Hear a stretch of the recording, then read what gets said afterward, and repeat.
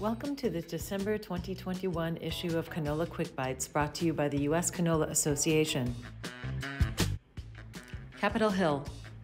On November 17th, U.S. Canola Association representatives participated in a meeting with the U.S. Department of Agriculture's Farm Service Agency regarding implementation of $10 billion in disaster assistance enacted by Congress for events in 2020 and 2021.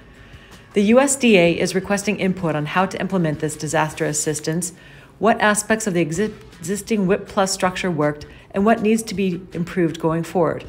The FSA noted that the last WIP Plus separated production and quality losses, and it is open to combining those aspects going forward in an effort to streamline implementation.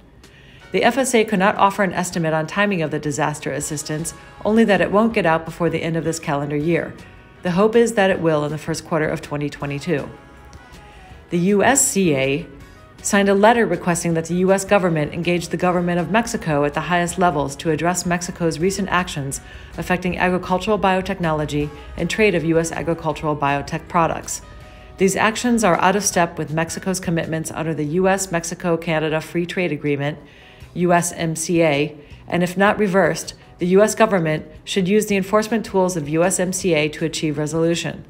Since 2018, the government of Mexico has not used science-based risk assessment to process applications of new biotech products. As a result, there is now a backlog of 25 products pending approval. Mexico also issued a decree announcing its intention to phase out biotech products, including a ban on imports of genetically modified corn for human consumption by 2024. By a vote of 76 to 19, the Senate confirmed Robert Bonnie as USDA Undersecretary for Food Production and Conservation, which includes the FSA, Natural Resources Conservation Service, and Risk Management Agency, or RMA. Bonnie has served as Agriculture Secretary Tom Vilsack's Deputy Chief of Staff and Senior Climate Advisor, as well as USDA Undersecretary for Natural Resources and Environment under the Obama administration. Bonnie is expected to play a key role in USDA's climate initiatives. The Biden administration named Marcy Bunger, owner and operator of a 2,000-acre family farm in South Dakota, as administrator of the RMA, which is in charge of federal crop insurance. Before joining the USDA, she served as an FSA County Executive Director for 18 years in South Dakota. The White House unveiled a new plan for addressing supply chain bottlenecks, mostly by accelerating the awarding of grants for ports, waterways, and freight networks. Within 45 days, the administration plans to launch programs, quote, to modernize ports and marine highways with more than $240 million in grant funding, unquote. The Transportation Department will award $230 million in funding for the Port Infrastructure Department grant program and $13 million for the Marine Highway program to support waterborne freight service. The White House also says it will identify projects for Army Corps of Engineers construction at coastal ports and inland waterways within the next 60 days, providing, quote, a roadmap for more than $4 billion in funding to repair outdated infrastructure and to deepen harbors for larger cargo ships, unquote. In addition, the administration will, quote, prioritize key ports of entry for modernization and expansion within the next 90 days, unquote. November saw Congress pass the long-awaited infrastructure bill with support of agricultural groups, including the USCA.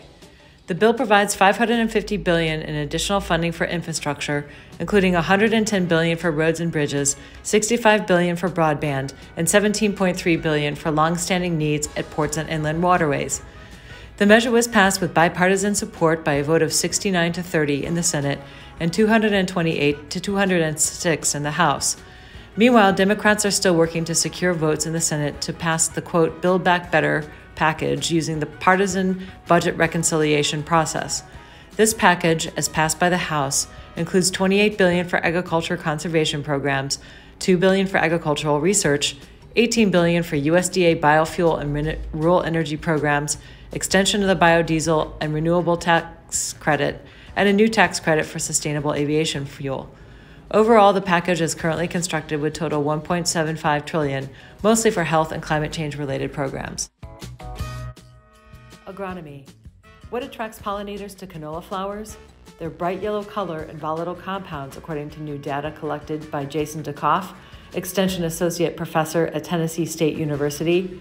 Quote, canola is the only restaurant in town for pollinators during its early flowering stages, he says. Pollinator diversity is higher during this period as well, unquote. Quote, just because canola goes in the bin dry doesn't mean it's safe, warns Leighton Blasco, Senior Technical Service Specialist at BASF. Regarding safe canola storage, he notes, quote, it's not only moisture content, but also things like the temperature that the canola was binned at, any dockage or amounts of dockage that went in with the canola, and then maybe in certain cases, there are molds or even green seed concerns, unquote. He recommends using charts from the Canola Council of Canada to determine respiration rates for safe storage. With the value of canola at record highs, it's important to watch bin conditions more now than ever. Nutrition.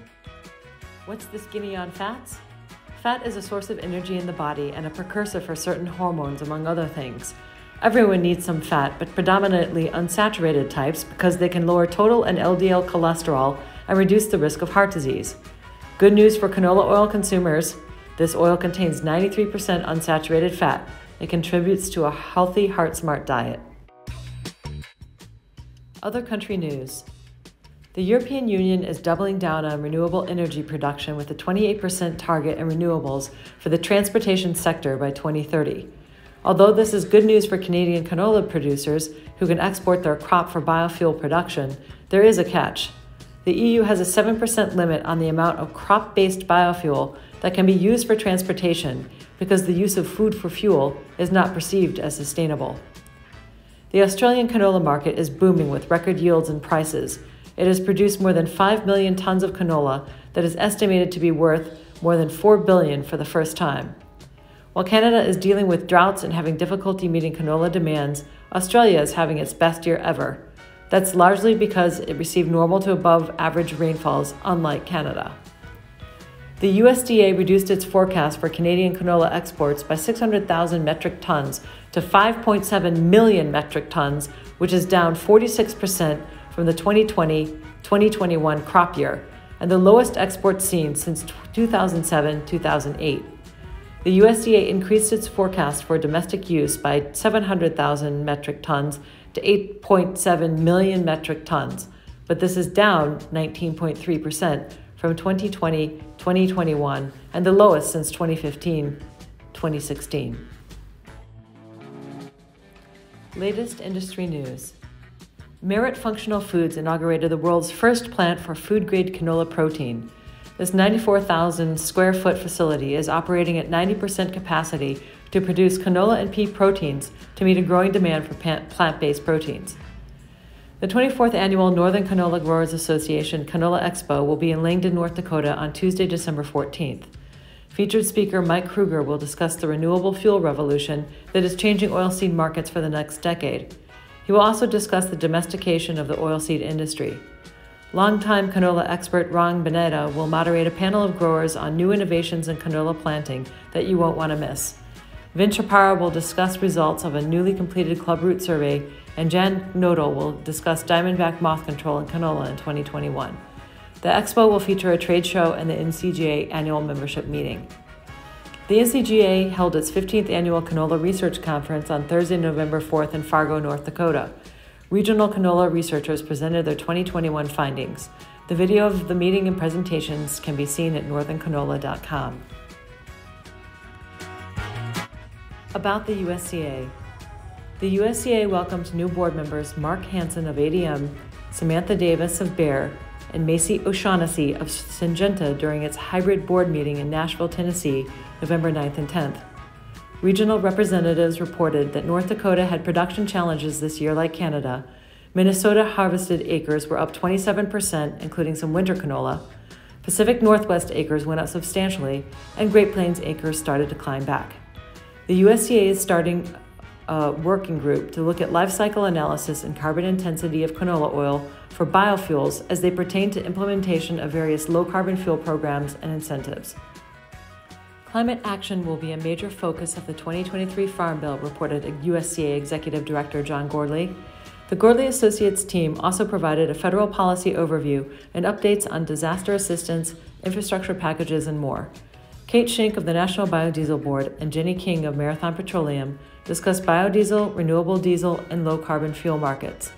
Chris Davidson of the Canola Council of Canada provided an update on his organization's activities, while industry partners shared developments surrounding the specialty omega-3 trait, carbon markets, and climate initiatives. The most memorable performance of the week might have been board member Tim Michelson's rendition of "Oh Danny Boy" at the group dinner. The USCA Board of Directors will convene again at the Phoenix Park Hotel in Washington, D.C. on March 7th through the 9th, 2022. Get social with us on Instagram, LinkedIn, Facebook, Twitter, and YouTube. Want to promote your products or services to canola producers and industry members? Visit our advertising pages to find specs, deadlines, and rates to advertise in this monthly e-newsletter or on uscanola.com.